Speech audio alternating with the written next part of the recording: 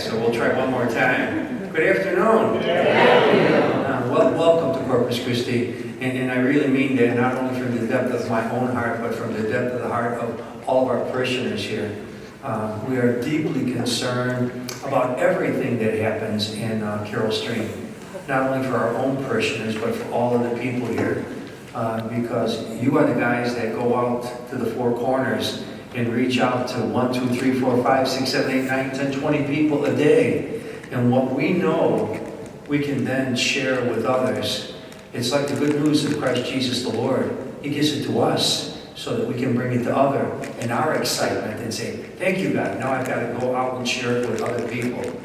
So we thank you for being here today as we gather as a community of people who are deeply concerned, worried, perplexed, with lots of questions, lots of doubts, lots of whys, why things happen.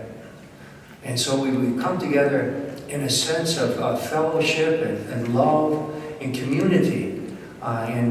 I want to thank this young lady here on my right, Amara, who did so much together with family and friends and all of the wonderful people who are going to join us in prayer and speaking to us and sharing with us about the issue of drugs and narcotics, not only for us but for everyone. We pray that we realize that truth and information are the things that we need so that we can really be directed to the capital T in our life, which is Christ Jesus the Lord, our God and Savior. So we welcome you to Corpus Christi. We're so thrilled to have you. I'm glad you didn't let a little snow keep you home. We're tough. We're Midwesterners. This is kids' play. Right? Right. Thank you for being here. This lady's going to now greet you and have some wonderful things to say. Good afternoon. I'll tell a little bit of how I got started into this. So it happened about 2 months ago. I ended up attending a heroin awareness at Resurrection, and I learned about this about 5 minutes before it started, and I had no idea of how much I was going to learn and how much I was going to get involved into this. And it always was a hypothetical question if whether I could pull this off or not, and it turned out that I did, and I'm just going to get right to it and have Don come up from the Carroll Stream Police Department, and he's going to start us off on a very important and imperative message. I'm kind of loud, boisterous, so hopefully I'm not going to need the mic. I like to walk around. When I was asked to come and present, first off, my name is Don Cummings.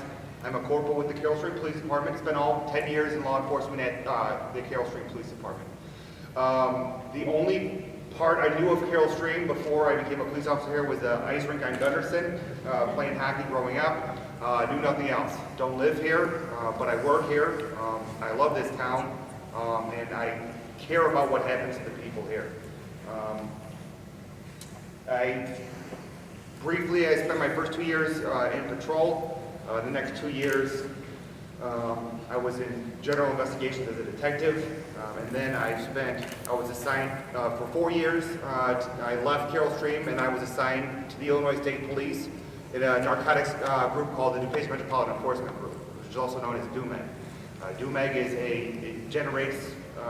is a group made up of 33 Dupage County towns.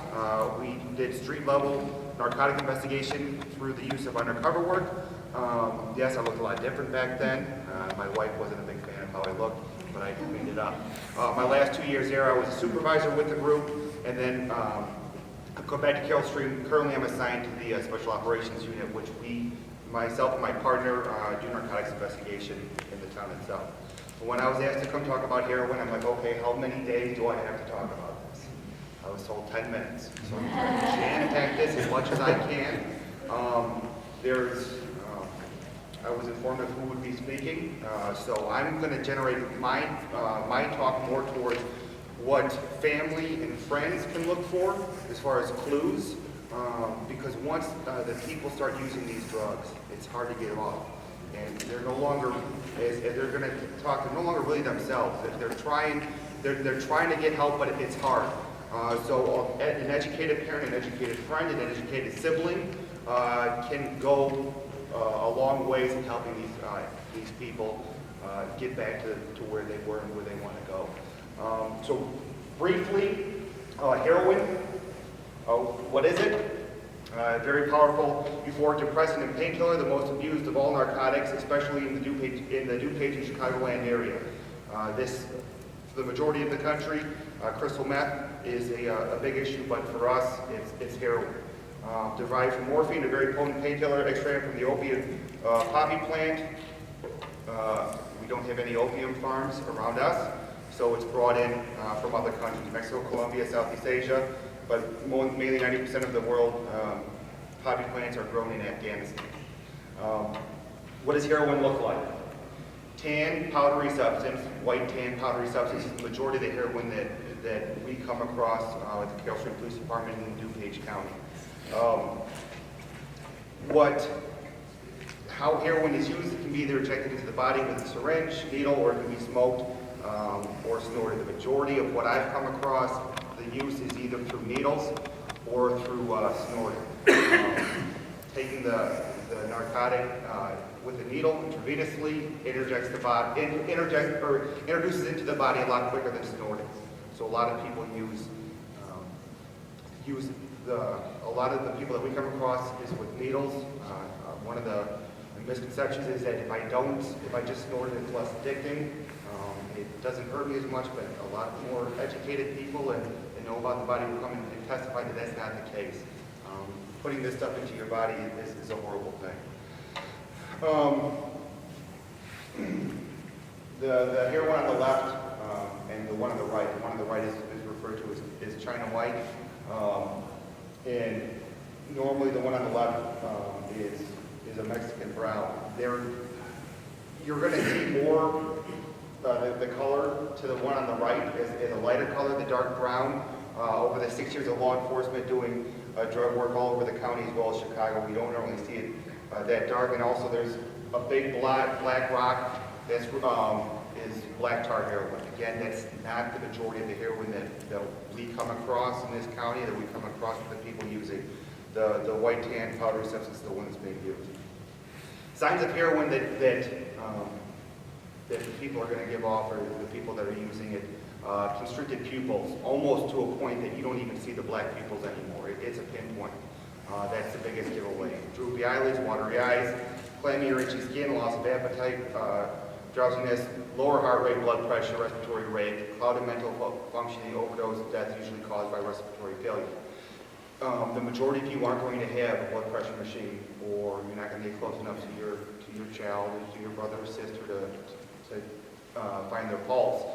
You know what your family members, what your friends look like, okay? The people that are on heroin, it's a slower shell of what they normally are. It's not the same person. So right there, you put your finger up and you're like, something's not right. The majority of the heroin that we're coming across now, it's being packaged in a lot of different ways. A lot of the time the heroin that's being packaged is that I would see 5-6 years ago, it was referred to as foils. They were packaged in foils. If you take a foil wrapper off your piece of gum and fold it into about 8 halves, it's a small little strip, about a 1/4 of an inch wide, 1/2 inch long. That's what they were packaged in. It's about 1/10 of a gram of heroin in there, and they're normally referred to as packages or doses. Multiple doses goes into jabs, and again, that's street lingo that you really don't need to know, but that's what we're coming across. So you see multiple bags, you see multiple foils, because very rarely are they sold in just one dose or one increment. They're normally sold in multiple ones. So if you're seeing multiple foils or multiple plastic bags, that's an issue. These are some of the older ways. Again, 6 years, I've never seen heroin packaged in a balloon or the wax paper that was big in the 80s or early 90s. I've never come across it. Doesn't mean that It's not no longer being used, of course not, but it's just something that I don't normally see. This is what is normally used. Again, what we do in police work, if you see something, you put up a finger, all right, something's not right. When everything's done and you see how many fingers you're holding up, all right, now something's not right, okay?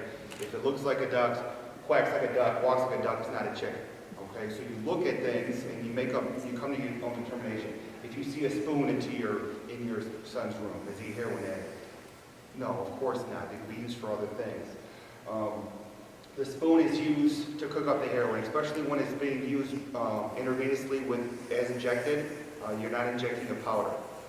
It's being cooked, which means it's being mixed with water. It's being heated up, so the heroin is now mixed in with the water. It's being used with the needles, and it's being injected. Cotton balls, needles, water, spoons with a dark residue on it, because when it's being burnt on the bottom of the spoon, it's a metal. You're going to have that black crud on the bottom, and you're going to have a dark colored crud on top. A lot of people some people use some type of can, an aluminum can from a pot. They rip it in half. They're cooking the heroin inside. So if you're seeing these type of items inside the house, inside a loved one's belongings, that's something's not right. That's not good. These are some of the bags that we're coming across. Again, I'm just showing what these look like. These are referred to as strips. There's multiple jabs in each one of these strips. A jab on the west side of Chicago costs about $100. Okay, there's about 4 jabs in here. So all these bags cost about $400. Okay, there's different markings on each bag. They used to be referred to as like a call symbol per dealer, but that's no longer the case. Normally dealers use whatever bags are laying around. The reason why I'm showing you these small plastic bags, okay, they're very tiny, all right? A lot of times, parents will come in and ask, well, I find these plastic bags, what are they used for? Can they be used for anything legal? I'm sure they can, okay? But I've never come across where it's for some type of legal use. You're not going to pack 1 Cheeto in there for your lunch. You're not going to store 1 screw in your toolbox in these bags. Why people use this, I have no idea. It's the same reason why people can sell bowls or paraphernalia at a store. Again, it can be used as tobacco. I've never seen it used as tobacco. Again, we're holding up a finger. Something's not right here. There's no reason why you have it. Kind of just briefly, some more plastic bags. Again, they're multiple. What I come across when I was in undercover, what we come across a lot in search warrants, is that it seems like they're going more towards plastic bags. With the majority of the sales that it's coming from from Chicago. Chicago is a giant hub in the area. The DEA's field office, the regional office is in Chicago. They have 5 states that are all attached to it. Chicago is one of the 3 hubs in the nation that all drugs go to. Okay, New York, Miami, Los Angeles, Chicago.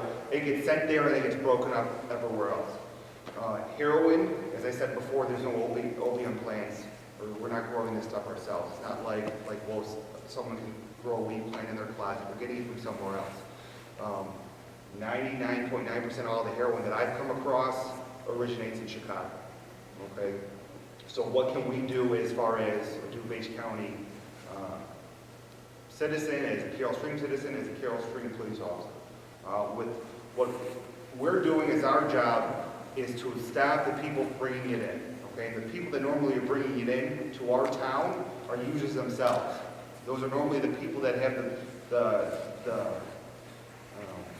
the biggest guts, who don't mind going out there. They have some connect. They have some person that they can call to go pick up from, and they'll come back with, like that last screen, the four jabs with over 70 bags. Okay, now kind of start explaining what, as far as the law, how someone who's just using it for themselves and just helping a couple buddies, or they're trying to alleviate some of the price for themselves, is going to hurt themselves in the long run. This was an individual that I arrested about a month ago. He allowed me to take his picture. This was one of the people that possibly could have been Crocodile. It was one of those issues that was talked about in the newspaper and in the news. It was all over the place. Crocodile. What's Crocodile? Crocodile, again, I don't want to deviate, but it's a Russian drug that was a street form of desomorphin, which they originally thought desomorphin was a great way to get rid of morphine, but they found out, no, it's not. We've got to stop making it. Well, some people in Russia decided I can learn out how they can make it with just gasoline and a whole bunch of stuff. Well, it eats away the body. From what the DEA labs reported, this probably isn't Crocodile was being passed around, but thank God. But the problem is with these giant holes in the people's body, heroin, the street level that's being sold to our family, to our friends, to our children, is only 15% pure. The street level amount through the government studies is anywhere between 10 to 15%. So there's at least 85% of other crud that's being mixed in to add more product. If you can just take a little bit and add a whole bunch of stuff and make it a whole bunch, I mean, these aren't the people that care about us. They're not caring about family. They're not caring about what it's doing to your relationship with your children or with your friends. They don't care about how it's affecting your life. So they add this stuff into this drug, and it's eating away holes in people. What are they putting into it? I don't know. They don't know most of the time, but they don't care. This isn't the some person in Walgreens wearing a white coat saying, all right, well, we know what's a good amount, what's not a good amount. We'll add this. It's just a placebo. It's not like that. These are people that all they're being focused on is greed, and it's killing us. State law. As I'll end up real quick, I'll be here afterwards. If you have any questions, and I'll kind of go over briefly what Carroll Stream Police Department offers as far as education with us. What happens if I get caught with it? What happens if your children get caught with it? What happens if I'm in a car with a friend that has it and we don't have it? Basically, I'm giving you the two statutes that are the most dumbed down and the most widely charged statutes. Unlawful possession of controlled substance. Heroin is a controlled substance. There's about 300 different things that are controlled. That works in the Illinois Controlled Substance Act. This is the basic statute. Knowingly and lawfully possess anything less than 15 grams of controlled substance, other than is authorized in the Controlled Substance Act. I've never come across anyone that's been authorized under this Illinois Controlled Substance Act to possess heroin. What is this? Class 4 felony. Prison time. Yes. Not less than 1 year, not more than 3 years. You can be fined up to $25,000. That doesn't include lawyers' costs. That doesn't include the time loss from a job or anything like that. That's just basically what the court can charge you with. For the people that are doing their friends a favor, the people that I will go into the city. I know of some guy that close by that picks up a couple jabs during the day. I don't sell. I'm not a user. Well, according to the state law, according to the state's attorney's office, and according to the judge, you are a dealer. If you come back and you give someone a buddy a bag, that's delivered. Okay.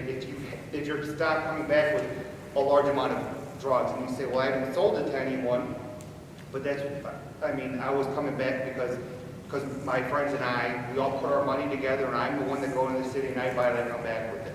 Well, you just enhanced your class 4 into at minimum class 2. This is the two statutes are the same: unlawful delivery of controlled substance or unlawful possession of controlled substance with the intent to deliver. What that says is knowingly and unlawfully delivered or possessed with the intent to deliver. And this is just the class 2 is just the bare minimum, less than a gram. Okay, less than 1 gram. Heroin, a controlled substance, others authorized in the Controlled Substance Act. What's a class 2 felony? You ask me, and I'll tell you. Not less than 3 years, not more than 7 years in prison. I don't care what the fine amount is, because now you're saying goodbye. You're saying goodbye for a long time, and that's for under a gram. For something. You can't even hold it. That's how small it is. They will put you away. The reason why they put you away is that we've had, since mid-October in Dupage County alone over the past 18 months, 91 related heroin overdoses. That's why we're all there, okay? Because people are dying.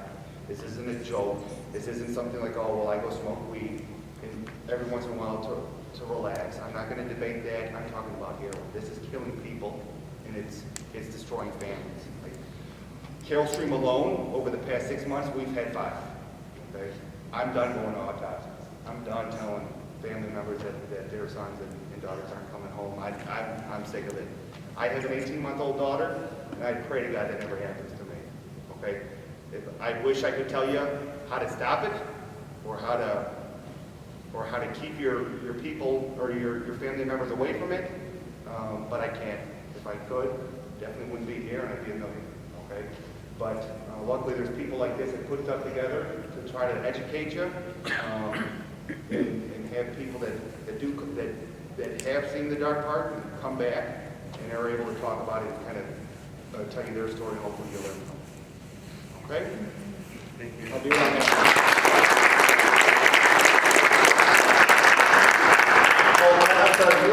One other thing. There was a new law as of last year because of all the people overdosing, and a lot of people don't want to get arrested.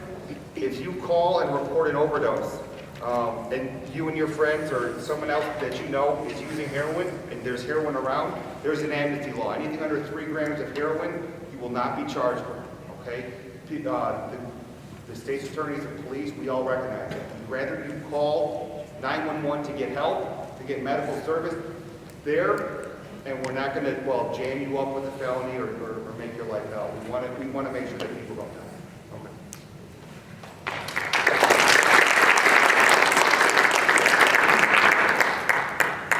I'm going to have Laurie Nowak come up here, and she's from the Dupage County Board, and she's going to address us.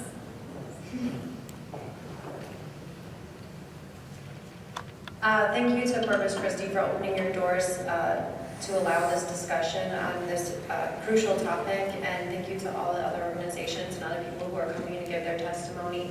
I think we all know that pretending a problem doesn't exist or trying to run from the problem isn't going to solve it, and having these open discussions, getting more education in the community, those are some ways that we can start to end this and hopefully never have to talk about it again. That's the ideal, right?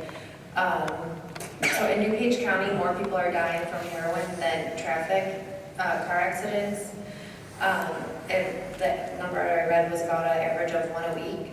I also was at the event at Resurrection, and at one point they had the adults go into one room so that they could confidentially ask questions without the children being there, and the teenagers stay in another room so that they could do the same.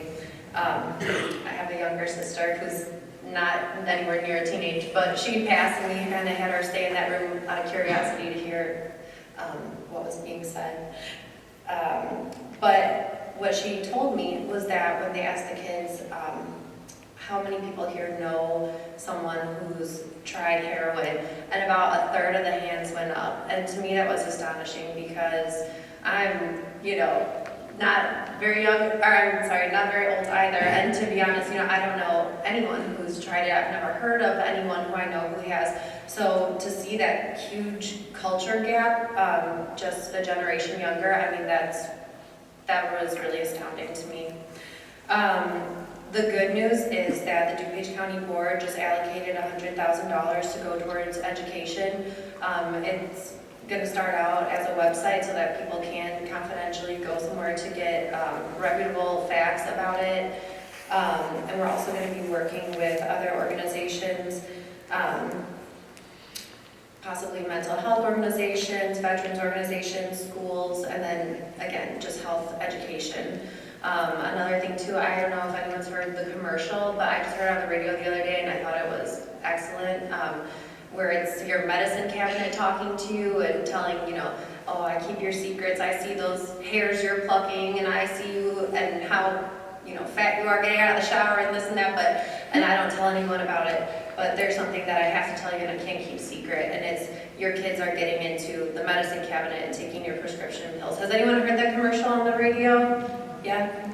Anyway, so I thought, public service announcements like that is definitely huge. The county recently partnered with the state, and we're going to be doing a public service announcement about electronic recycling at some of the movie theaters.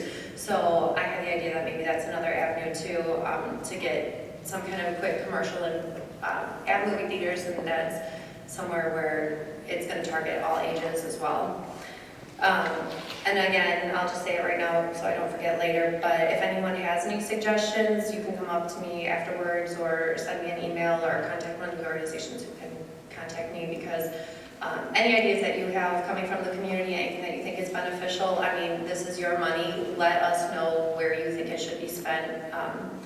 So definitely please come talk to me. Also, as Vice Chair of the Environmental Committee for the county, I'm usually pushing prescription drug recycling from an environmental standpoint to try to keep it out of our water. But today I really come and appeal to everyone here on another level, which is also keep it out of the hands of people who might be abusing it. If you have prescription medicine that you're no longer using, it's so easy. There's so many locations in Dupage County that you can just put that medicine in a Ziploc bag and drop it off. Just really quick, I'll mention you can do it at the county complex at the Sheriff's Department. You can do it here in Carroll Stream, in West Chicago, in Bartlett. Just contact these locations and they'll let you know the hours. But it's much easier to get rid of that medicine rather than have it in the house and try to deal with the problem that arises later. The reason I'm talking about prescription medicine so much is that, I mean, it's, again, and as Don mentioned, it's really hard to find out, where is this coming from, what's causing this problem, and how can we stop it. And I think to stop any problem, you have to get to the root of it. But to get to the root of, why do people make these poor decisions? Is it something coming out of a party setting or not? But I think what we really can also trace it to is that it does go hand in hand with prescription painkiller use. And since 1999, prescription painkiller use has quadrupled, along with fatal poisoning that comes from it. So we can talk about alcohol and marijuana as gateway drugs into heroin, but we really can't ignore that something that could be in our house can also be a gateway drug. At the federal level and at the state level, there's also, I know the FDA is working to try to get more control on that, because this is something tangible that we can see a link, and this is something that we can really work on, limiting the amount of prescription drugs that are being prescribed. Also, I read a study, and out of all 50 states, there's only 2 states that they found are doing the utmost to really be proactive about this.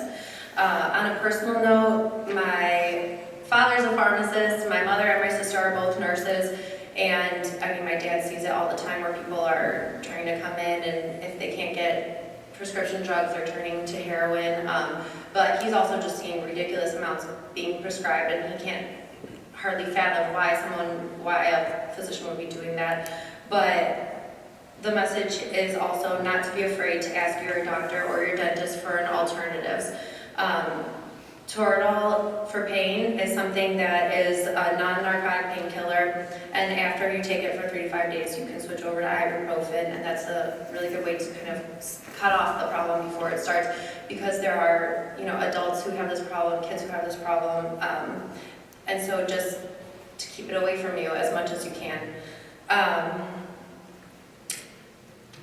And other than that, I really appreciate the fact that we are here to pray together and to talk together, because, that at the end of the day, that's another thing that we can all do together. So thank you for having everyone here, and like I said, if you have any suggestions that you want to talk to me about, please do. Thank you.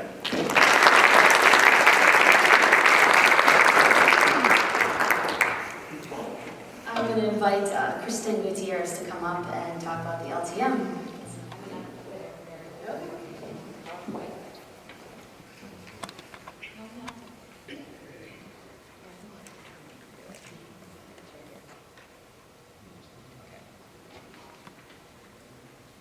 My name is Kristen Guiterrez, and I'm with the LCM Heroin and Awareness and Support Foundation. I've lived in this area my entire life, and I have a vested interest in this community. I'd like to thank Amara Barnes for allowing us to speak today, and I applaud the Shining Light and Corpus Christi Church for acknowledging that there is a heroin epidemic in this neighborhood, and that and being ashamed of it only allows for it to continue. So we need to live in the truth and speak about it and educate our communities in in the fact that it's here. Heroin entered my life in 2010 when I found out both my brothers, Louie and Vinny, were using heroin. At first, it was like an out-of-body experience. I was like, really? That's so terrible. I felt so bad for my dad, for my stepmom. I felt so sorry for them, but I was ignorant.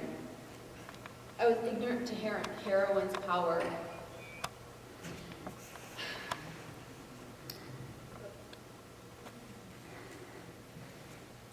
The devastation it causes, and the role it will forever play in my life.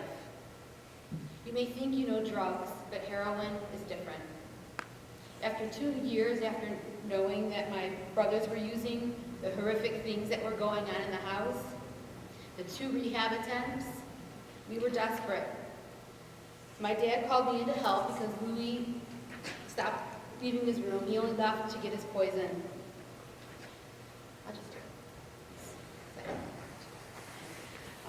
it. After an excruciating intervention, I was able to talk Louie into a 14-month rehab, but he was taken over by false confidence and he checked himself out after 4 months. He died of an overdose 4 weeks later on August 7th, 2012, at the age of 24. The LTM Foundation was established by my family in the wake of this 2012 death. Our hope is to reach teens and young adults before heroin does. We want to use the power of education to shine a light on this evil drug, heroin. So please like us on Facebook and stay connected and keep spreading the word by donating on ltmfoundation.org.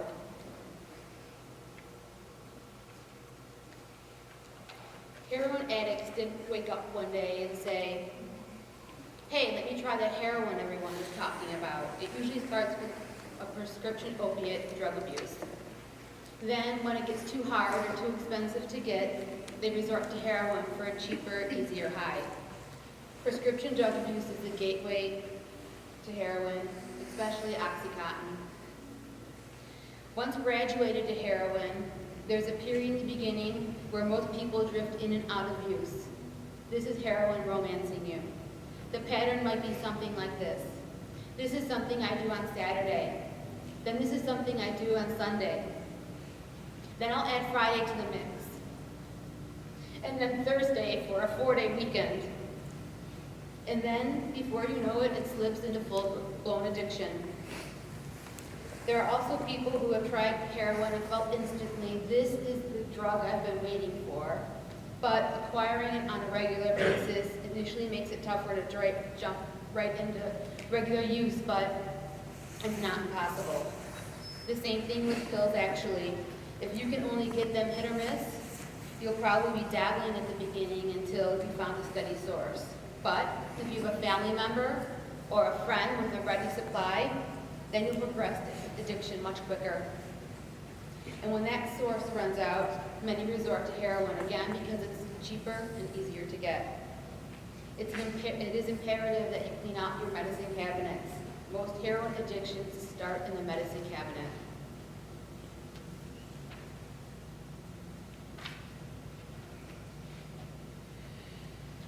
So snorting $10 a day quickly increases to injecting $150 a day just to get to the same high. Your daily focus becomes, how do I get money for heroin and how can I get heroin? That is it. You become a slave, you die, or you dedicate yourself to recovery. Heroin has no boundaries. No one is safe. The image of an addict, homeless in an inner city black alley, is gone. Today's heroin addicts are young adults. They come from nice neighborhoods and good families. Louis lived in a beautiful house in Medina. He was privileged. He had a bright future, and heroin stole it away. Heroin is the most addictive and dangerous of all drugs. Once you try it, your body craves it, and it steals your soul, and you're lucky to get out alive.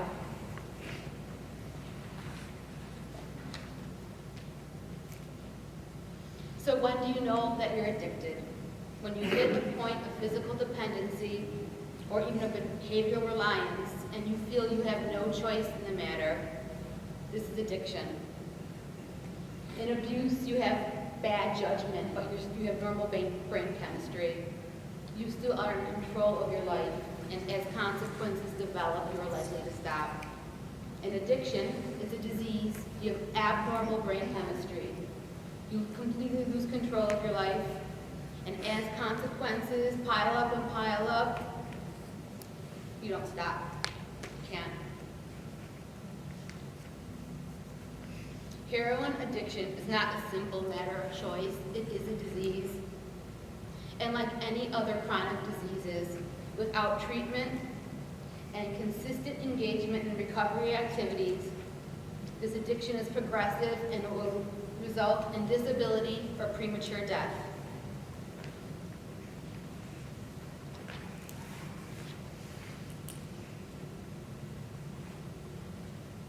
The receptors in the brains are genetically coded to crave heroin because it hijacks your prefrontal cortex. That's where your judgment, your decision making is made. Withdrawal from heroin is frightening and painful. Going to rehab and following the treatment team's advice and their recommendations can save your life. Addiction is a persistent disease that requires constant vigilance to sustain recovery. Active recovery includes abstinence from all mood-altering chemicals like alcohol, marijuana, or any other narcotic or opiate. So the days of going to Buffalo Wild Wings with your friends and having a few beers and wings is over. You can't go to a club with your girlfriends because you resort back to heroin. You need to have complete abstinence.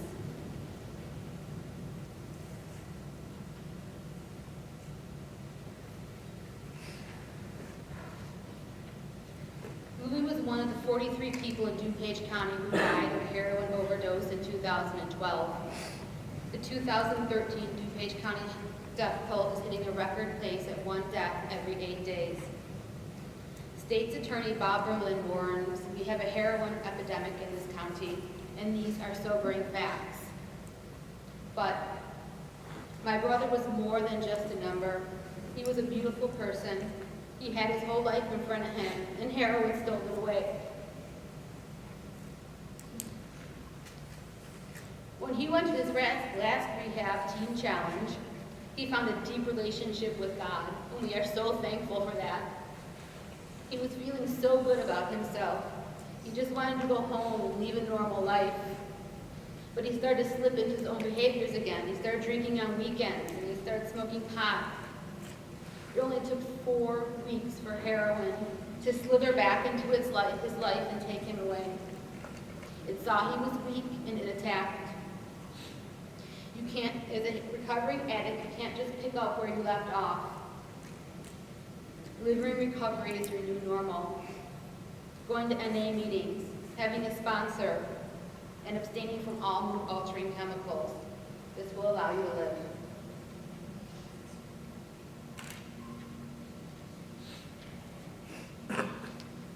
So be bold, stand up to heroin. Being ashamed and afraid allows heroin epidemic to continue. It thrives in the shadows. Heroin is a scrounge. It takes and uses you for everything that you have and gives you nothing back in return. Heroin will destroy your family. It will destroy you.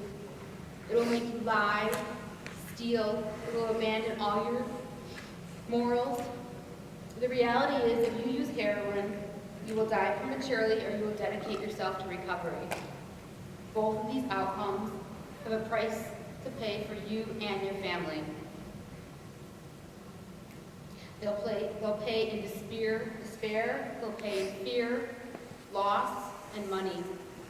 My family has both crosses to bear. Louis will never come back. He is forever gone. My brother's rehab cost his parents tens of thousands of dollars. This is what heroin brings to the table. I thank God that Vinny's fighting every day and is dedicating himself to recovery in Philadelphia. By the grace of God,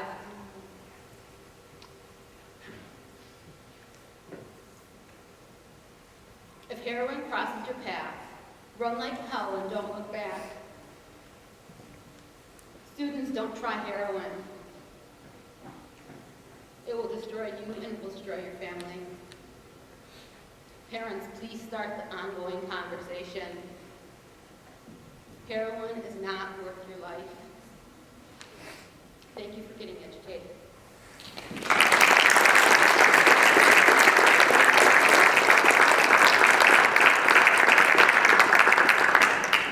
you so much.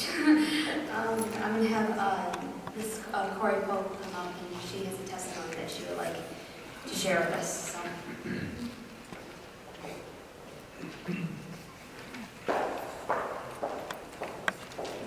Hi, my name is Cory and I'm really thankful to have this opportunity to talk to all of you today. We're all coming from a little bit of a different perspective here. Mine is from the personal side. After more than 6 years of drug abuse, and probably about 3 or 4 of those were heroin, my stepson died on August 28th this year from a heroin overdose.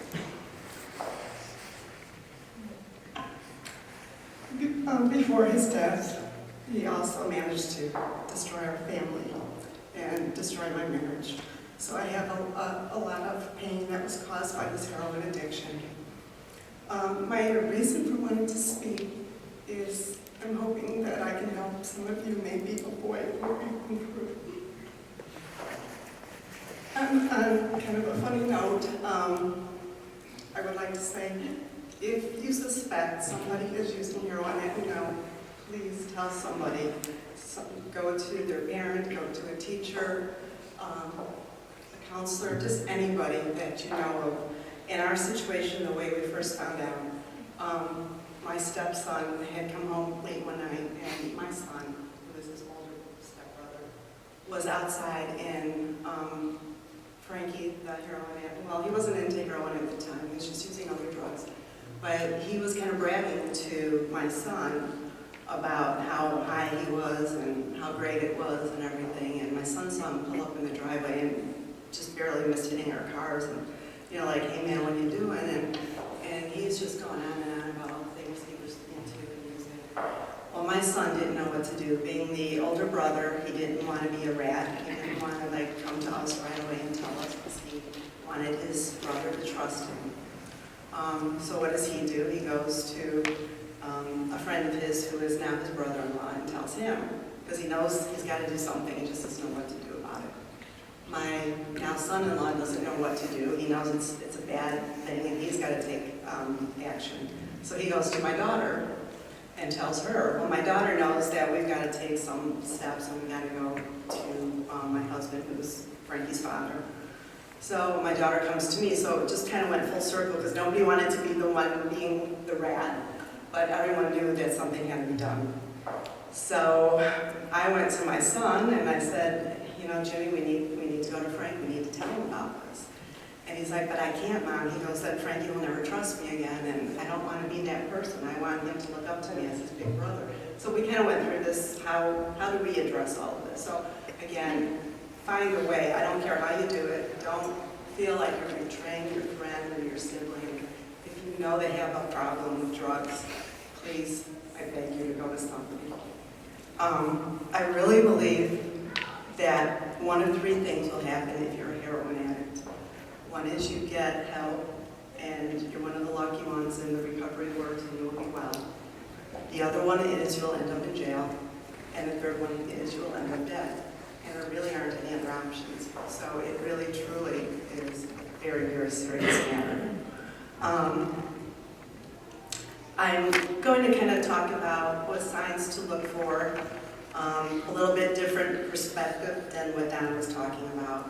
And then I'm going to talk about, as a parent who is involved in this, kind of what I think are the do's and don'ts of how to deal with your child, or if it's your spouse or your sibling or whatever, but how to deal with this problem. So first of all, and these aren't in no specific order, but different signs that we saw and that I would encourage you to look for if you have any suspicions that your child or somebody you know might be using heroin.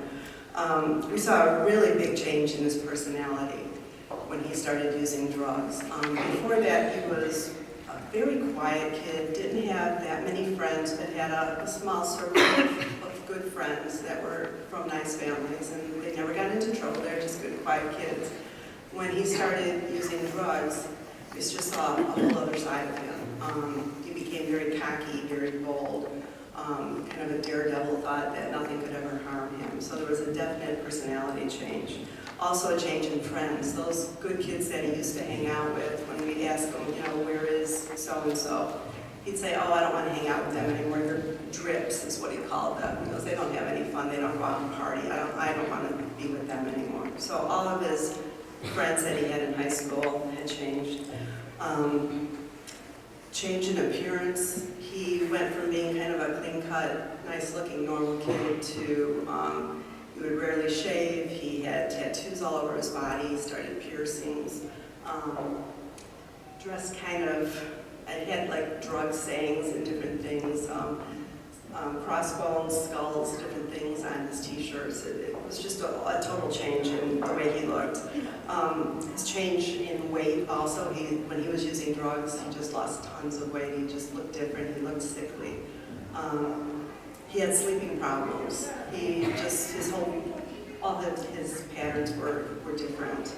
And he would beg us, he would beg my husband to let him have some pot just to fall asleep because he couldn't sleep without anything. A lot of mood swings. One of the big things, I think, there were sudden, unexplained absences.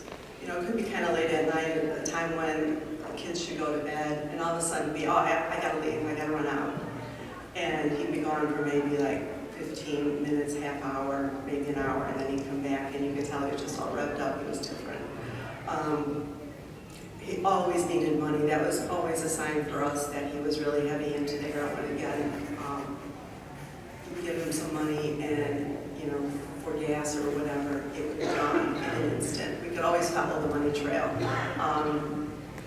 We started actually getting his password and checking his bank account, and we could always see that he definitely was lying to us. Money that we would give him that he would say would go towards car insurance or his credit card bill or gas or something, was just blown. It was blown on heroin. We get late notices. He never paid those bills, so we knew he was lying to us about that. He was very unable to keep a job. And as Kristen said, how you become a slave, a few times when he'd be honest with us about the addiction, one of the things he said was, it's hard to be at work and do any sort of job when all that's on your mind is when am I going to get my next fix. So, I mean, we were lucky if he kept a job for maybe 2 to 3 weeks, and most of those jobs were kind of trivial jobs. He was working at car washes and such. We were catching him in lies constantly. He became totally unreliable, irresponsible, always unaccountable. So that was another thing we saw. It would make us empty promises. When initially we found out that he was using drugs, my husband had taken him to CDH to be evaluated, and it was the recommendation at that time that he be admitted into an outpatient program.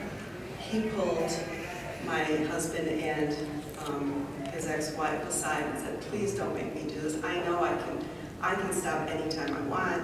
Please don't put me in rehab. I promise you I can do this. And they fell for it. So they didn't put him in rehab that time. And the drug use continued. So don't fall for those empty promises. Another thing was, as you had mentioned, watch what, you know, your medicine cabinet. Pills were missing, and I had something like a dry shampoo which you spray on your hair. I used it once, all of a sudden I went to use it a month later, it was empty, and I don't know exactly what he did it with it, but I'm assuming he inhaled it or did something because we noticed different things like that were missing. So you really want to watch that. He was also stealing from us. He was stealing from his mother and her boyfriend when he lived with them, which caused them to throw him out, which brought him down to Texas where I was living until about a year ago. And that wasn't the type of person he was normally, but as a drug addict, he turned into somebody we didn't recognize. He would lie to us, he would steal from us. He would do anything to get that next fix, and that was all he lived for. That was his priority. He had also been in many rehab programs. He had been on Suboxone, going to a clinic in Schaumburg a number of times, and kind of that seemed to work for a while, and it went off. He was using again, he went back on. He just never seemed to get it seriously. He was at CDH, came down to Dallas, Texas. He was in a program in Plano, and he was in another program in Texas. Told us that he was going to meetings, told us he was going to his NA meetings. After detox, you know, we were paying, again, thousands, and I couldn't tell you how much money we've spent over the last 6 years. And we come to find out that he got out of detox on a Friday. This was in early November last year. He started using the following Monday while he was going to this program, actually, telling us that he was following the rules, telling us everything, when it was all just a big lie. So I saw some signs. My husband chose not to see those signs. The very first weekend when he got out of detox in Texas, they had given him like a contract to sign, and there were rules to follow, and one of them was not to socialize with other people in the program. That just wasn't healthy for you to do that. And he asked my husband for money that Saturday after he got out of detox. And my husband gave it to him, and I said, "Where are you going with it?" He goes, "Oh, I'm going to go see so-and-so." And we're like, "Isn't that the girl you just met in rehab?" And he said, "Yeah." And I said, "Well, Frank, you're not supposed to, the contract right here that you signed says you're not supposed to socialize with these people from the program until you're all well." And he looked at us and said, "I don't give a damn about those rules." And at that time, I wanted to slap him. But I was the stepmom. My husband, on the other hand, gave me the money and said, "I'll go have some fun." And I looked at my husband afterwards and I'm like, "What is wrong with you?" And he goes, "Well, I want him to have fun." And I'm like, "He's not here to have fun, he's here to get well." So our problem started, which leads me to go on to the do's and the don'ts if you're dealing with this. I think there's a huge, huge difference between being supportive of the addict versus being enabling. And you really need to make that distinction, because I think that's key to helping them actually get well. Being supportive, they need your support, they need you to be there for them, they need you to listen to them and encourage them along the way, because it is a terribly difficult road and there's obstacles everywhere they look. What they don't need is somebody to be enabling. And by that I mean, examples of that would be just giving them money blindly. If they truly needed gas in their car for something, take them to the gas station, fill up their tank, but don't just hand them $50, because I can assure you it's going up your arm. That's enabling. Don't accept all the stupid excuses. Challenge them a little bit, ask questions, dig a little bit. I know my husband was so afraid that if he challenged his son and let his son know that he didn't really believe his excuses, that his son would just run to the next corner he could find heroin and shoot up and die. So he kind of had his dad wrapped around his finger, where he wanted his dad to have that fear. He was intimidating his dad with his addiction. Don't live in denial, as I think everyone here who's spoken has said. Looking the other way, pretending it's not happening. To me, all that does is give the addiction more strength, more power. It will just continue. It'll continue until they die. So denial definitely is between denial and enabling, I think those are the two worst things as a parent that you can do for your children. Set ground rules and boundaries. And once you do, you have to have the strength to live up to them, because they become very, very good at manipulating. They will say things, they will play on your emotions. when my husband would try to get tough with his son would say to him, "Oh, Dad, don't you believe me? You know you're hurting my feelings. You're my hero. How could you not believe me? How could you be asking me these things?" And my husband would fold. And I understand that. You know, I'm a parent myself. I have 3 children of my own, and I have these 2 stepchildren. I understand what it's like to look your child in the eye and want to believe them and have faith in them. But I can tell you that there's a time and a place for that. This isn't the time to be their friend. It's the time to be strong and to be a parent, because they're out of control. They're not thinking straight. So you have to do the straight thinking for them. If you really love them, you have to do that. Don't try to manage the recovery. My stepson was not going to his NA meetings as he was supposed to. He was not going to the psychiatrist meetings. He was not doing different things. So my husband would wake him up every morning. It would take sometimes 5, 6, 7 attempts to get him up in the morning just to go to his programs. He would drive him places because he knew if he didn't, that his son wouldn't go to the program. But the problem with that is that there was never any real buy-in. He was going because his dad was making him go. He wasn't going because he truly wanted to get well. So I caution you not to fall into that trap either. They have to be ready to end the addiction. And we saw different times where it seemed like he wanted to, and then other times where he just could care less. So you just need to kind of evaluate as you go along. Again, don't give money blindly. Tell other relatives. My mother-in-law would give him hundreds of dollars because he would call crying and say, "Grandma, I need money for this or that." The problem was that my husband never shared with his mother that her grandson was a heroin addict because he was embarrassed and he was ashamed and he didn't want her to know. So, in effect, she was helping the addiction because the money she was giving just let him continue with the behavior. So I do ask that you share with family members, people who you are close to, about what you're going through so that they can be part of that support system. Also, if you're like the parents dealing with this, get professional help.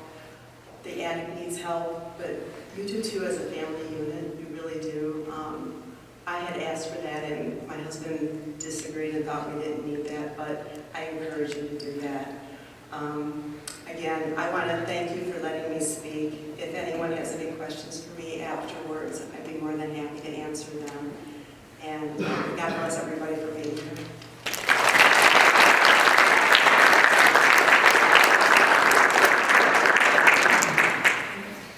I'm actually going to speak a little bit about our next speaker.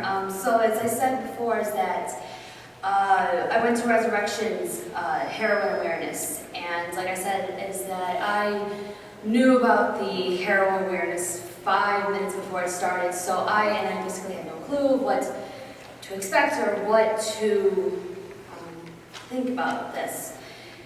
Whereas I know people that have died from drug overdose, but not heroin, and so what happened was there was a talk that happened, and it was so beautiful and so touching that it can bring tears just to basically anyone. And I always had the hypothetical idea of how I could do my own heroin awareness, and so I figured, I'll think of something, and as by fate, my mom was at church, and this guy was there who was one of the speakers at the heroin awareness, and then it seemed like it was just perfect timing, and it was a perfect reason. And so I ended up getting his contact and talking to him for 2 weeks and just texting and finally, eventually met him. And I will say this, that it cut from the heart, is that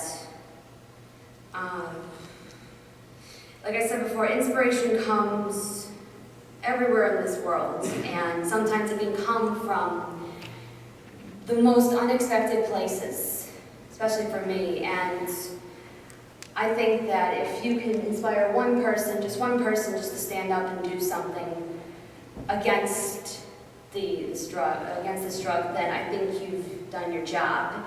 And I think he did do his job because he did inspire me. So I'm going to have him come up here and talk about not just his journey, but what he has done even in just the past 2 months of all the great things. I'll stop talking and just have him come up there. So with no added pressure whatsoever, I'm going to have Nick come up here and talk about his story.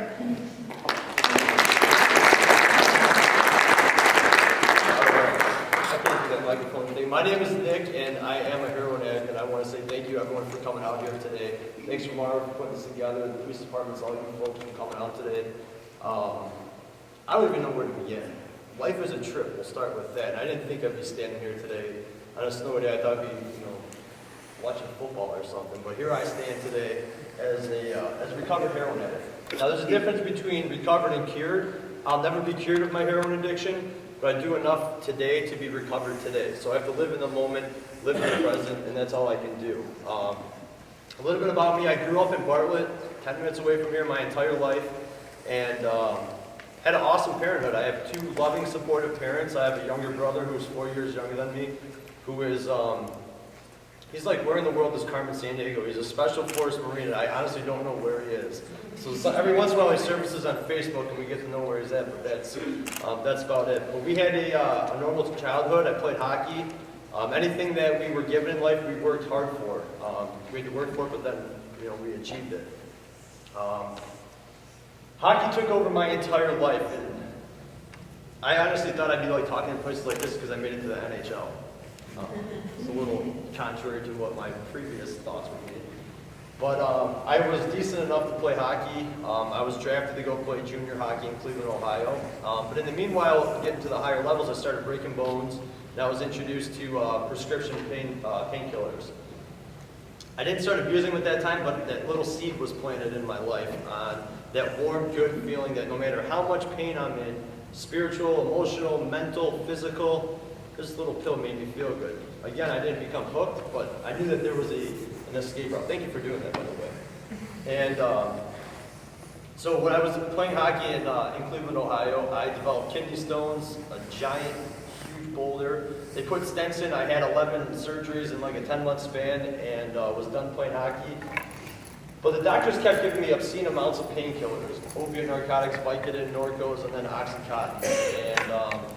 And they did that trick. Like I said, no matter how much pain I'm in, that little pill took that away. By the grace of God, I didn't become a full-blown drug addict at that time, even though I experienced some withdrawal pains, but the doctors had kind of weaned me off. But let me jump ahead here. They can only stay away so long because I was born a drug addict, and I'm just searching for that medicine. And I was in a relationship with a girl who had cystic fibrosis. She had a double lung transplant. And thank God at that time in my life, I got a kidney stone, and what reappears is those pills. So no matter how much pain I'm in, I can be Superman and take all these pills and deal with all of her issues and not worry about my own. This went on for maybe 4 or 5 months. Doctors prescribing them, cut off again, but at this point, I'm a full-blown drug addict. I turned immediately to buying them on the street, stealing them out of my grandparents' cabinets. My mom, I was doctor shopping. I was doing anything you could imagine to obtain pills. So much so that I visited the psych ward many times for detoxes because they don't know what you're going to do. They stick you in there with all of them. All of them. I'm one of them. Who am I trying to kid at that point? So I'm in there in the psych ward multiple times for detoxes. And December 27th, 2010, it was going to be my last time I got high, and I'm going to seek treatment. I was in there for 4 days. They let me out on New Year's Eve. No lie. Within a couple hours, I was working my valet parking job, and the dope man was coming to drop off my pills. Happy New Year, I'm right back at it. So my solution was a geographical change. I'm going to go to Wisconsin by my grandma's house. There's no way that drugs or pills or anything made it up there. I'm safe. But the problem is, wherever I go, I bring myself. And myself is the issue. Nothing else. There's no people, there's no places, there's no things that are the issue. I'm the problem. It's all up in here. Within 3 days of being in Wisconsin, I am in jail for the first time with 2 counts of felony burglary, residential burglary. Thank God we dropped down to Possession cases because I stole 5 Vicodin from my grandma's friend. My addiction brought me to steal 5 Vicodin from my grandma's friend. And now I have 2 felony convictions because of that. That's awesome. That's something that, hopefully will go away one day, but, all these little seeds are planting up too in my life to the end point, which I'll get to. But I went to rehab, that was part of my bond, and I wasn't getting sober for anyone. I was getting sober for everyone but myself, for the judge, for my family, so the car company could let me keep my car. I was doing it to keep people, places, and things in my life. And that can only last for so long. If you have a drunken horse thief and you take away his horse, you still have a drunken horse thief. Nothing has changed except, remove some things. So I was still that same person. And that same person I'm a sick person when it comes to that. I can manipulate, I lie, I cheat, I become somebody I'm not. The summer of 2000, I don't even remember, honestly, Lord, 2011, I've been to rehab. I've completed everything that the jail or the courts had wanted me to, so I could keep my butt out of jail. And just did enough to get by, and I was introduced to heroin, not from some back alley drug dealer, not from some, crazy weird guy with hair coming out everywhere. It was introduced by a suburban beautiful girl. Driving home from getting concert tickets from Kiss FM downtown, I won a couple days prior. And we're driving back home, and she's like, "Oh, this is where I used to get my heroin." And turn the car over, and there I am. I'm on the west side for the first time. I've never seen heroin in person, but I knew everything about it. I knew the devastation that heroin could cause. My first trip through rehab, a kid died within 6 hours of leaving rehab with a needle stuck in his arm. I knew everything that could possibly happen, but those opiates and my opiate addiction grew and grew and grew, that now heroin was the next step. It was the only feasible one left. I knew that I couldn't steal pills. Doctors are only going to write so much, and they're crazy expensive. Crazy expensive. So my first experience with heroin was horrible. I'm going to be 100% honest, it was horrible. I threw up, I got sick, I felt itchy, it was disgusting, but at the end I got that warm feeling that, I'm home, that I've been searching for my entire life. My entire life. For a lot of my life, I felt like I was that square peg trying to fit in a round hole. I didn't fit in. I was a captain of hockey teams, goal scorer, whatever. I still never felt okay. So I used drugs to cover all that up. First time I did heroin, I wasn't necessarily addicted, but I was hooked. That's when it stole my soul. I don't know the exact day, but I remember the day that my soul was stolen from heroin, and my life will never be the same because of that one try. That has led to multiple job losses, lost cars, a fiance, trust in all of my family. I've been back to jail in my addiction. I've stolen guns from family members so I could drive around the west side of Chicago because I was robbed. One of my first times through there, and it's not going to be me, it's going to be them. I'm a 2-time convicted felon driving around the west side of Chicago with a loaded 9mm. What is that? And thank you for giving that accurate description of what a heroin addict everyone thinks can look like.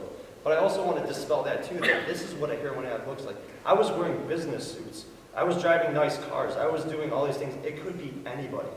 It truly could be anybody. It's not the guy who's shooting puddle water, injecting heroin. I never once shot heroin. Not because I didn't want that high. I was afraid of getting addicted to the needle because my friends were just as addicted to the needle as they were heroin. They would shoot warm water just so they could get that rush of something going through their veins. I had a big enough monkey on my back, I couldn't add another one on there.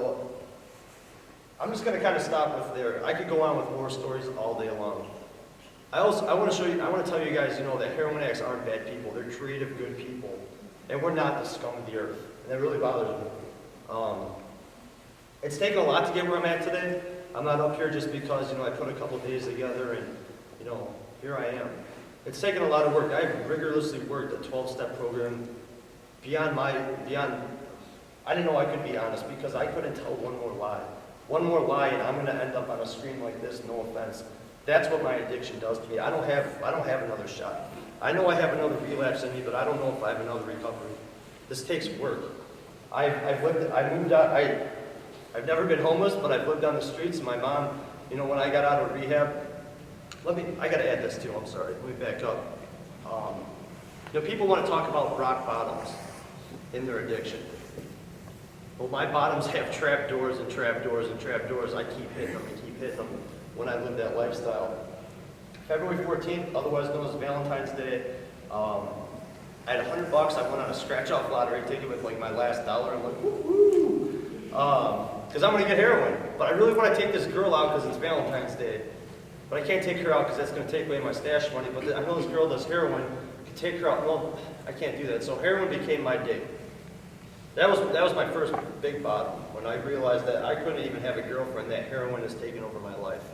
I went to rehab the next day, and after, I still know best at this point what's best for me. I was in there for 12 days, and I called a cab. I hustled a hustler in rehab, hustled another drug addict to give me $20. And I called a cab and I went home. Now when I got home, the garage code was changed. All the doors were locked. The windows that I kept open were locked. And the only way I could get in is throwing a brick through my mom's back window to grab my car keys so I could get high or grab my dad's shotgun. Because I'm going to kill myself. It's either going to be by dope or it's going to be by my own doing. I've never been suicidal in my life. I've never had self-injury. Heroin made me that person. After I realized that my car keys are gone, that last couple bucks I had was gone. I did the only thing that I could do at that point because I couldn't feel anything. Heroin stole my soul. I couldn't feel anything. Yeah, you could poke me, I'll feel that, but I was so spiritually, and that's what it took. It took my absolute, it wasn't physical or emotional, it was my actual, just absolute spiritual bankruptcy that led me to taking a big butcher knife, an 8-inch butcher knife, and cutting my Achilles tendon just so I could feel something.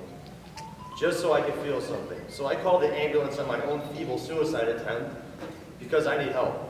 And when you do something like that, they take you to the psych ward. We joke about this now. I don't know why they took me there. I was fine.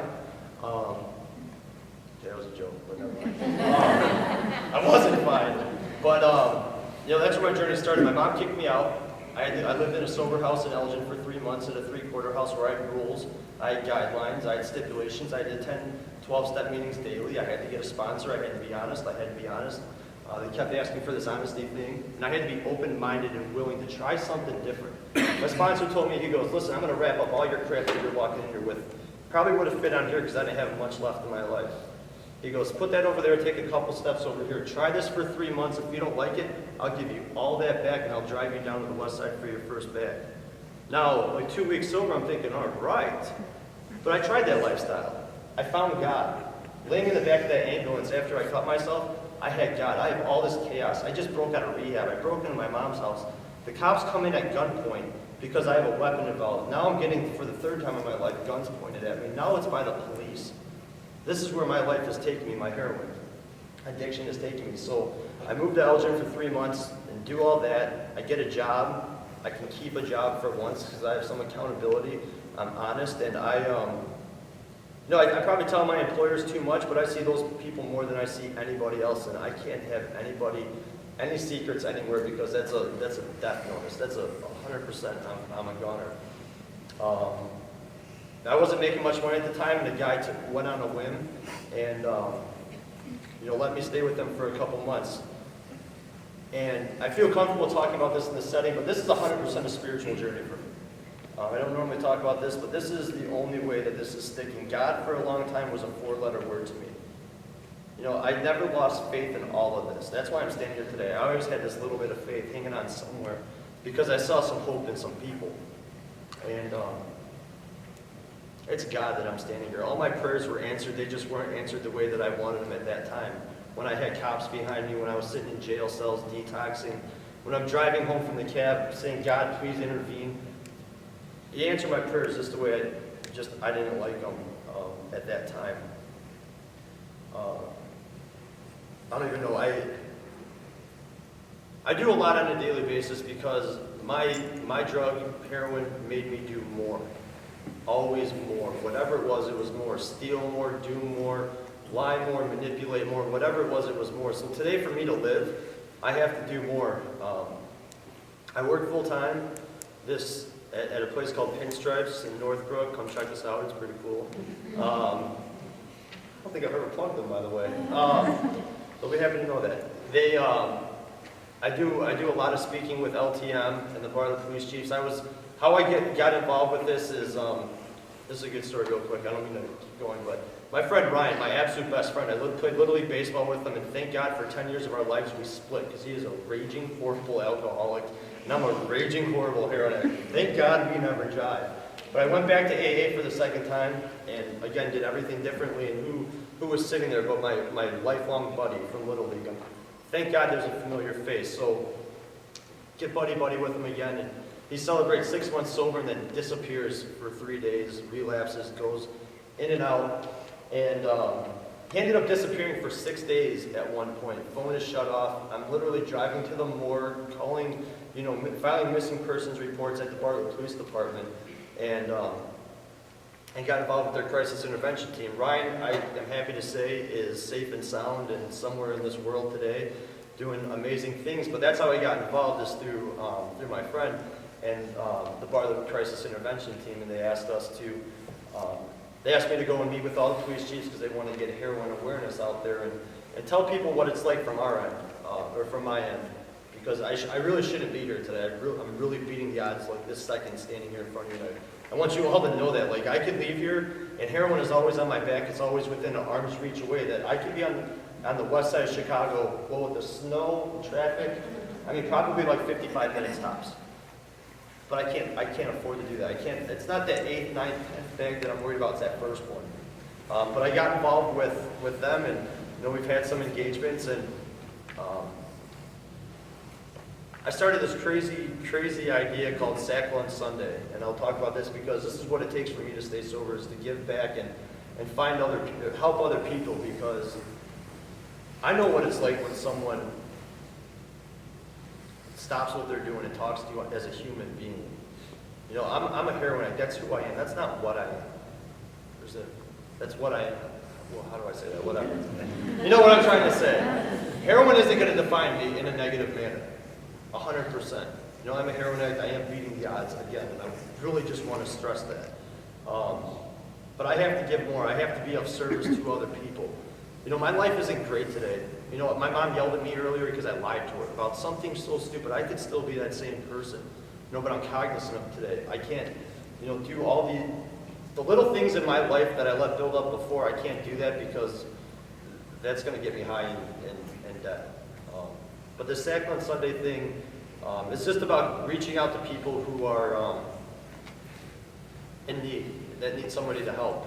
And it was me and a buddy. We brought 20 lunches down to the Loop of Chicago and passed them out. He put a YouTube video up, and so we started this thing. And we now pass out 100 lunches each week on the streets. We work with a men's shelter downtown and also a women and children's shelter out in the suburbs. And more people are getting involved on a weekly basis. And the reason I bring this up is because I challenge all of you to, go out and be somebody good. It's the holiday season. Be grateful, be thankful for what you have. I'm extremely grateful and thankful that I just get to get up and take a deep breath in the morning. And I believe everyone else should as well. But there are people who don't have that opportunity. They wake up and, whether you're a drug addict or you're homeless, they take that breath, that first breath, and they go, oh man, I got to do this again today. They have no hope. So we try to bring that to people, and it's God driving this 100%. I was today, I'll share this story and I'll shut up, but I was at the Community Crisis Center in Elgin today just making a normal donation. I have a group that goes down each Sunday and pass out the lunches. I wasn't able to do that today because obviously of this, but I got to go to Elgin. God took me out of that situation and used me somewhere else. I met I drop all the stuff out there, and there's 2 people sitting outside, and they have like a windbreaker jacket on and some really thin gloves, and nothing. And the Crisis Center only has so many resources, and they couldn't give it to them. Because someone had taken the time to talk with me a while back and get to know who I was as a person. I get to do that today. And, I met 2 people today that I have as friends. I gave them, the extra lunches that we had in our car, and blankets and all that stuff. And take the time to get to know somebody. Don't judge. Don't stereotype. Don't judge heroin addicts. Good people, good-looking kids, right? And but it's truly here. It's in our backyard. It's affecting everybody. I've yet to meet some really old heroin addicts. Don't exist. Maybe the life expectancy is 30. I don't know what the stats are, but I'd be hard pressed to say it's higher than that. Go out there and follow your goals. For all you kids in here, go be judges, lawyers, cops, whatever you want to be. Like, leave the heroin stuff to me. I got this. I should say I don't have this. It's a daily reprieve I have, but please allow me just to be the heroin. Don't follow my footsteps. You're not going to get anything out of it. It's a full-time job. You don't get any benefits. You wake up sick. You run from that sickness. You don't even get high anymore. I used to drive down to the west side. I just chose to go get my dope there because it was better in my eyes. Lost what I was saying, but it's disgusting. You're never going to get as high as you want. You're never going to feel as good as you want until it's too late. And I thank you guys for coming here today. If you have questions, we'll all be here. Reach out. And parents, go home and clean out your medicine cabinets. I mean, there's drop boxes everywhere. Don't just flush them down. I don't want Laurie over here getting mad. But there's places for it because that's where it started. That's where my addiction thrived for a very long time, was out of my very close family members' medicine cabinets. And it only grew from there. So thank you for allowing me to be a part of this today.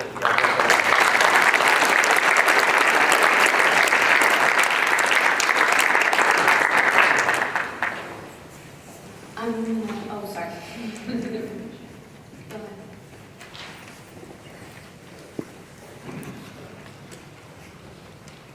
Hi, my name is Felicia, Miceli, and I'm a proud mother of two beautiful boys. We happen to be heroin addicts. One is in heaven, and one is fighting for his life. And I wanted to read a poem about heroin that kind of says it all. It says, "Hello, my name is Heroin. I destroy homes, tear families apart, take your children, and that's just the start. I'm more costly than diamonds, more costly than gold. The sorrow I bring is a sight to behold. And if you need me, remember, I'm easily found. I live all around you, in schools and in town. I live with the rich, I live with the poor. I live down the street and maybe next door. My power is awesome, try me, you'll see. But if you do, you may never break free. Just try me once and I'll own your soul. When I possess you, you'll steal and you'll lie. You do what you have just to get high. The crimes you commit for my narcotic charms will be worth the pleasure you feel in your arms. You'll lie to your mother, you'll steal from your dad. When you see their tears, you should be sad, but you forget your morals and how you were raised. I'll be your conscience, I'll teach you my ways. I'll take from parents and parents from kids. I'll turn people from God and separate friends. I'll take everything from you, your looks and your pride. I'll be with you always, right by your side. You'll give up everything, your family, your home, your friends, your money, then you'll be alone. I'll take and take till you have nothing more to give. When I'm finished with you, you'll be lucky to live.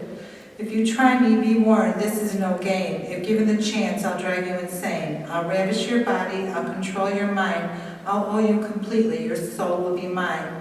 The nightmares I give you while lying in bed, the voices you'll hear from inside your head, the sweats, the shakes, the visions you'll see. I want you to know these are gifts from me. But then it's too late and you know in your heart that you are mine and we shall not part. You'll regret that you tried me, they always do, but you came to me, not I to you. You knew this would happen, many times you were told, but you challenged my power and choose to be bold. You could have said no and just walked away. If you could live that day over, now what would you say? I'll be your master, you will be my slave.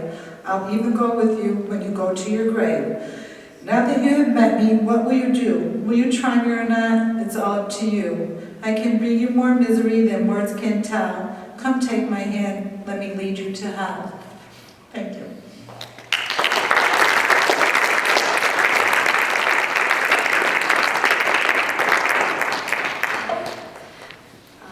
Very briefly, we will have, I'm going to have Sarah, Briley, and Elieen Fisher come up and talk about the hope and the services that are offered at Cadence Health and Alexian. So I'm going to have Elieen come up and talk about it. Hi everyone, I'm actually Elieen Sullivan. I would like to be Elieen Fisher. But I'm the coordinator of the Young Adult Recovery Program at Cadence. And I'm also a mom of 4 kids and a previous teacher. And I have a passion for working with the young adults especially, the 18 to 26-year-olds. We have an evolving program. We're trying to meet the needs of our patients. They obviously are the heroin population right now is the 18 to 26-year-olds. Every day we are learning from our patients what to do, what not to do. We don't have a perfect recipe, but we do have an inpatient detox program. We are working with medication management as well in the detox program. We have a partial hospitalization, an outpatient program. I think the biggest piece is the continuing care, right? After treatment, what's next? And so we have a continuing care program where I'm working with the young people and teaching them how to live their lives, how to change everything, how to change all their friends, how to change the places that they hang out, how to change the things that they did in the past.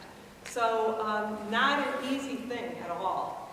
And you know, we work with adults and they have maybe family pushing them or they have children telling them what to do. But the young adults, it's like this job is a lot harder. So we're there, we're working hard. I don't want to take a lot of time. I just want you to know that Cadence is here, right here in Winfield. We're CDH, and our recovery program wants to meet the needs of you.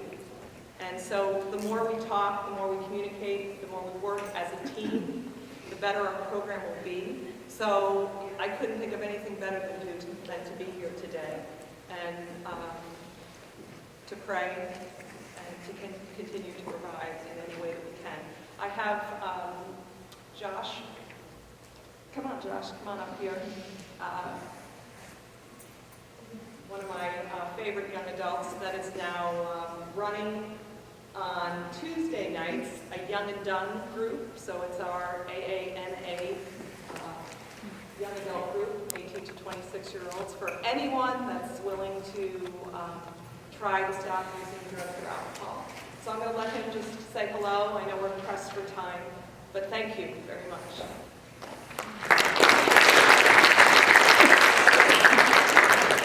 Thank you, everybody. My name is Josh. I'm a heroin addict. Just like Nick, you know, we're the same. We have the same mindset. There may be a few differences in our story, but pretty much everything's the same.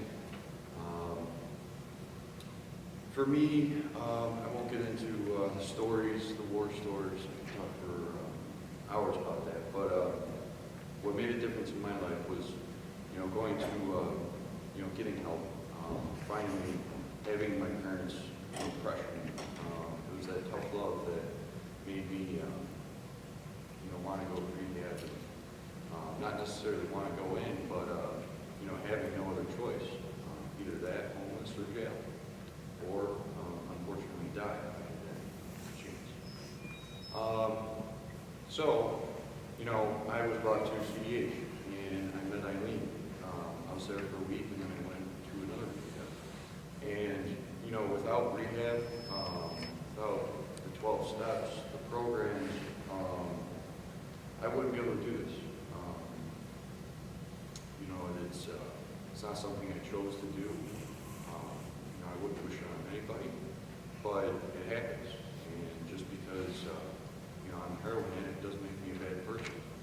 When I'm active and addicted, and in addiction, then absolutely. But, you know, with programs, CDH, Alexian Brothers, countless other programs, there is a way out. There's hope. You know, getting into AA, NA, anything, 12-step recovery program, it's possible. You just got to want it. So I won't be long. You know, just you know, watch out for the warning signs. Have that tough love with your kids, your parents, sister, brother, family members, friends, whatever. And you know, don't lose faith just because you know they don't make it through the first time. Stick it out. You know, and just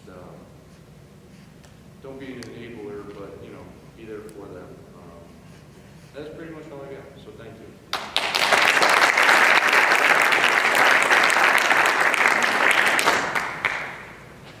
Good afternoon. My name is Briley. I'm the Assistant Director for the Addiction Service Line at Alexian Brothers Behavioral Health Hospital up here in Hoffman Estates. It's such an honor and a privilege to be here with all of you this afternoon. I had a slide deck prepared, and I'm just going to talk briefly because I can't replicate what's already been said. The people who give their testimonials, I can't technically thank you so much for sharing with me. I'd like to just talk briefly about treatment and about access and care. Probably the biggest message I'd like to give to all of you today is that if you have somebody in your life who you suspect you're using heroin, do not wait. More often than not, I do not get kids or young adults coming into treatment where mom and dad just found out. More often it's the case that they've been having problems for a year or longer. The problem with heroin addiction is that we often don't have the benefit of time. I think that what you said, that there's 3 options: death, jail, or recovery. And that, unfortunately, is very true. So please trust your gut. If something feels weird, if something looks weird, ask questions. Look directly at that person. Ask them if they're using. Trust your gut if you see things changing in appearance, if there's things missing from the house, if the peer group has changed. Speak to people at school. Ask for help. Talk to your physician. Come in to either Cadence or to us for an assessment as soon as you possibly can. Do not wait. If you have somebody who you love in your life that has a heroin addiction, there's several things that we need to consider. First, we want to look at stabilizing the patient. We want to see if that person is actively in opiate withdrawal. Oftentimes, it's the case that when heroin addicts try to detox themselves, they're in so much discomfort, muscle pain, joint ache, all of that, that they feel so bad that they oftentimes only see that the only option is to continue using. We want to offer assistance with help stabilizing that piece. We also want to get people connected to continued care as quickly as possible, whether it be a partial hospital, intensive outpatient programs like we both offer, or even a residential treatment program if that's what's indicated. I would just say that probably, speaking as a parent myself, is that this is probably the most frightening thing that a parent can have ever imagined experiencing. And oftentimes it's a parent's own guilt and shame that sometimes prevents them from acting more quickly. They feel so badly for their son or daughter that they want so badly for things to be different. There is help out there. If there can't be a different way, there's many options available. The Alexian Brothers, is a Catholic ministry, a group of men who live in community, who date back over 800 years.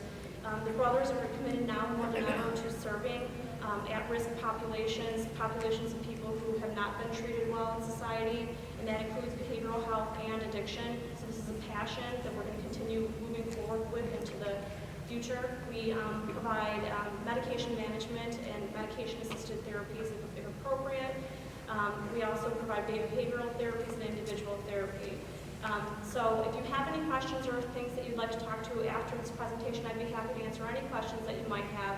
I've worked with Alexian for about 11 years. I've also worked in the prison system with juvenile offenders and in the community. And I received a question last week from our internal communications person.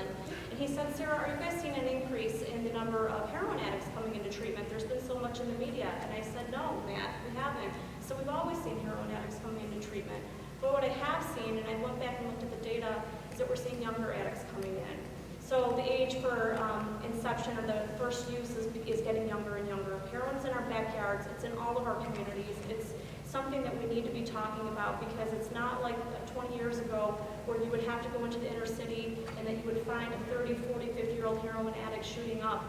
Heroin addicts are our sons and daughters. They're people who are living in our communities, and drug dealers are coming to our kids to prey on them. So please feel free to ask questions after the presentation. And again, I thank you very much for being here today.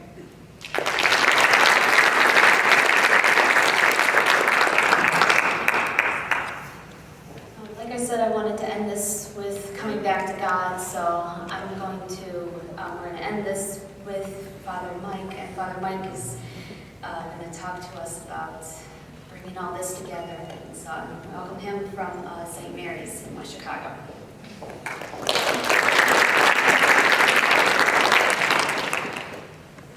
I guess I have the unenviable position of being